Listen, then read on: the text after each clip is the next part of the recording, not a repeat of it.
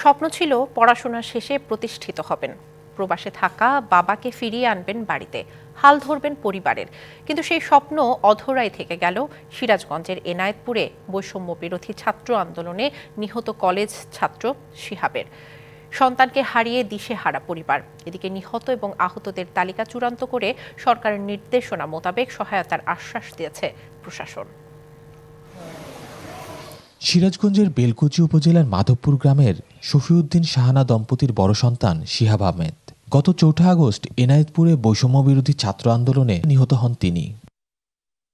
সন্তান শোকে বাকরুদ্ধ মা, মানসিকভাবে বিপর্যস্ত বাবা প্রবাসী শফিউদ্দিনও। শিহাবের স্বপ্ন ছিল স্বাবলম্বী হয়ে বাবার পাশে দাঁড়াবার, হাল ধরবেন সংসারের, কিন্তু সে স্বপ্ন অনেকটাই ফিকে হয়ে গেল।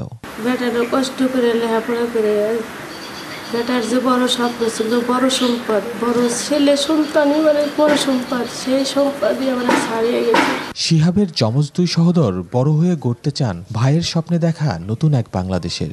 ভাইয়ার স্বপ্ন আমাদেরকে বলতো, তোমরা পড়াশোনা করে আমার থেকেও বড় একটা হতে পারো, আমার জানি সম্মান, মা বাবার সম্মান যাতে উচ্চমাত্রায় হয়, তার জন্য তোমরা চেষ্টা করবা। আমার ভাই ছিল খুবই সরল, ছোটবেলা থেকে দেখতাম যে সে ওই মানুষের কল্যাণে সে সাহায্য করতো।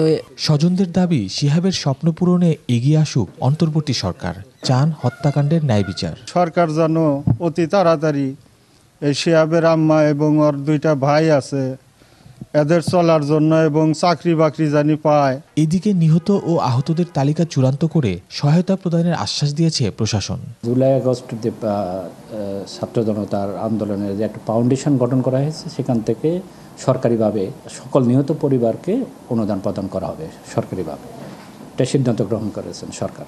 আমরা তালিকা সম্পন্ন করে সরকারের কাছে পাঠাবো, সরকার যে সিদ্ধান্ত গ্রহণ করবেন সেটা আমাদেরকে জানাবেন, আমরা ওটা বাস্তবায়ন করব। যাদের রক্তে নতুন বাংলাদেশ, তাদের রক্তের ঋণ পরিশোধে স্বীকৃতি আসুক শহীদের, পরিবারগুলো পুনর্বাসন ও ন্যায় বিচার নিশ্চিতে সরকার যথাযথ ব্যবস্থা গ্রহণ করবে, এমনটাই প্রত্যাশা সকলের।